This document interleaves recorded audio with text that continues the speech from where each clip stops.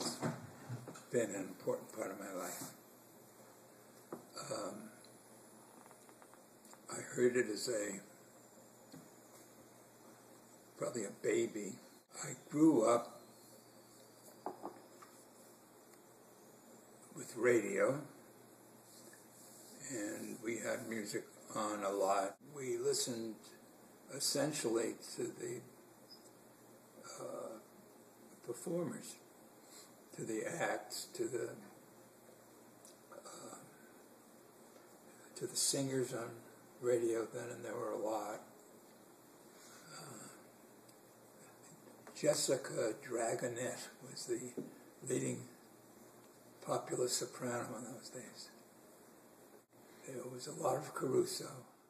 We had one of those huge phonographs, that we probably inherited from somebody. I see. Because it was very big, and it looked very expensive, and I had no idea where it came from. But we had that and a lot of recordings. So she heard it that way, and I heard it that way, as well as the commercials.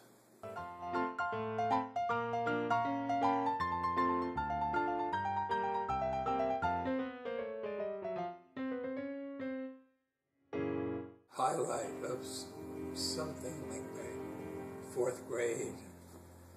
And I was in a group of Mickey Mouses and Minnie Mouses. And I still smile thinking about it. I think about how my mother was always sewing my tail back on, because she didn't really know how to sew that well, and she'd never sewn a tail on before. So it happened quite a few times. And I remember in one performance, I got disgusted, and the tail was on the floor, and I reached over and picked it up and held it in my hand for the rest of the performance. Well, just steps, but it had to be very enjoyable. I mean, it wasn't humiliating, as my stuttering problem was when it became obvious to people. Stammerers don't stammer while they're singing. Yeah, it probably felt safe to me. It was a highlight in my musical career.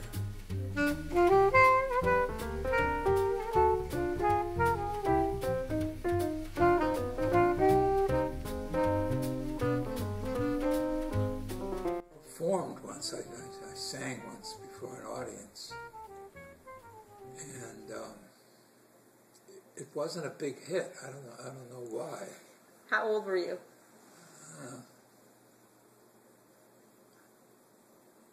Probably around 10. It was a Depression song, probably from about 1933, 1934.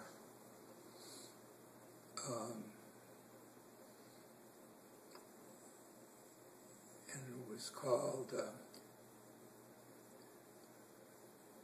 Brother, Can You Spare a Dime? And because I heard that a lot over the radio, and it was very meaningful to me because I knew there was something like a depression out there. So where did you perform this? In the great wide world, whenever anyone asked me. Oh! And I had a pretty good voice until I realized I did, and then I got self-conscious and I wasn't good anymore. That you should care for me. I also got hooked on popular music, what we now call the Great American Songbook. And little pamphlets, really, 8 pages or something, that you could pick up on a newsstand. Had the lyrics of all these popular songs, but not the music. So I buy those, spent some of my allowance on it, I don't remember the years exactly, and I wish I had one now. They were called song sheets, and you'd buy them like you bought a newspaper. So that's how I learned about popular music, starting, I'm sure, in the early 30s. Maybe a little earlier than that, but that's probably when it started. I remember the trip down to the newsstand that had these things. Not everybody carried them. It was a specialty item. And that was a big deal going down there. I had two goals for the trip, which was a long way from home and not as nice a neighborhood, so I was always a little nervous when I went there. Before high school. Oh, uh-huh. Probably junior high or even earlier. And then I'd take the song sheet, very excited, me, not the song sheet, and take it back to the house and hope that nobody was there, and I would sing the lyrics. Not to the record, because I didn't have all those records. And then you sang it. I sang a cappella. Yeah. I didn't know what a cappella was. And, Uh-huh. And once in a while I got brave. I would wait until my mother came home and I let her hear me. And I was imitating some popular singer. And at one point she said, "Oh, Bobby, you have a very nice voice." Well, that was all I needed to hear, because I didn't relate to her very well in those years. So the compliment turned me off. I didn't want to sing again, because I didn't want to sing in front of an audience and blah, blah, blah. I learned much later in life that my mother also was a musical appreciator who never took advantage of it. I never knew that. Of course, when I was a kid, she heard the same music I did. But she never went on from there, to go to concerts, to when, this must have been 10 years before she died. My father had died, and they had been living in Miami Beach. So I would visit her, and on one visit, I got tickets for us to go to the Miami Symphony and hear a Mozart concerto, the clarinet concerto, I think. Mm-hmm. And she was excited. She'd never been to a live concert before. And Richard Stoltzman, who's a famous clarinetist, was the guest artist. And I looked at her during the performance, and she was crying, And I had, she never cried to music before. In fact, I remember I never saw her crying, except for that one time. And so I knew she had a great love for it. I knew how deeply it reached her.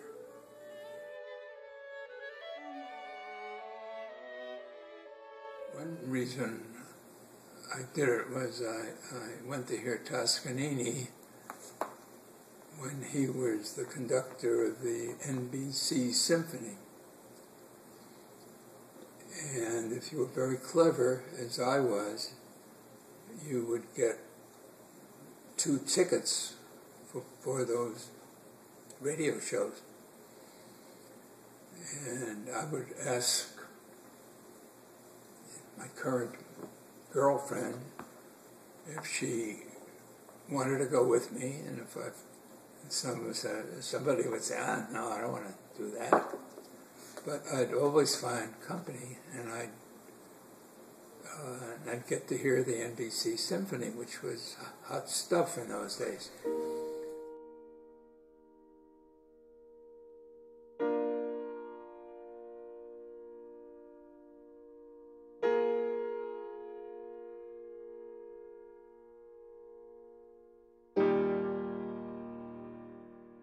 When I want to feel exalted, I listen to the Beethoven Ninth. When I want to hear something that's incredibly beautiful that I know a lot of other people are listening to, I listen to Chopin. So if I could only have those two composers, I'd be perfectly happy. More likely I'll be having a good day, but I can remember occasions when I listened to a pianist named Ivan Moravec, M-O-R-A-V-E-C,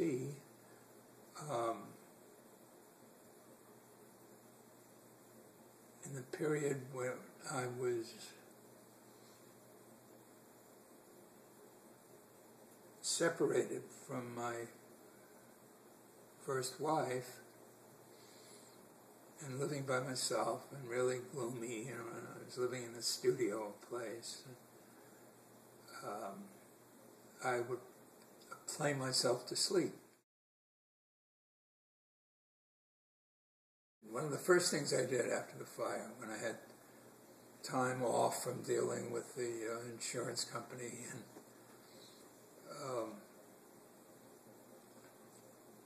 was to begin a search for all the records I had. And my memory was very good then, and I remember just about every one of them, not only the selection, not only the symphony, the chamber music, whatever, but also the specific recording I had. On LP, your collection was LPs at the time of the fire, or half and half? It was half and half. Uh-huh. And so you replaced everything on CD? Yeah. Yeah. And then I had a stroke of luck. Sam Goody was the main store then. And I had a good relationship with the manager of the store. He knew me because I was always in there. And I told him my problem, and he gave me a substantial discount on he probably gave them to me at his cost. Nice. So I just,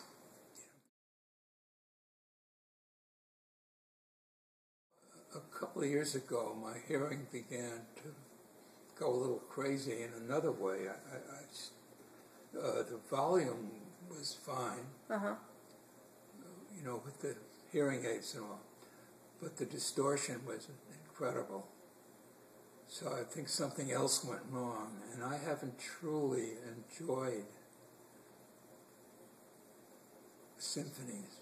100 people playing at once and the sound reverberating. I haven't truly enjoyed it since then. It's a great loss to me.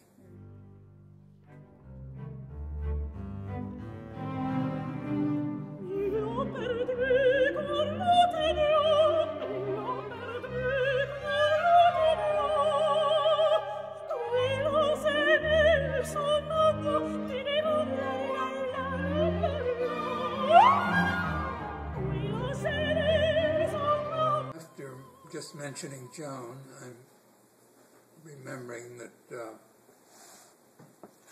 in a way music brought us together. We had been introduced over the phone, and I had been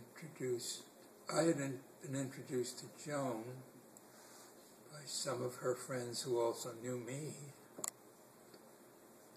So we sort of knew about each other, but the first day we met, it's always a little nervous making.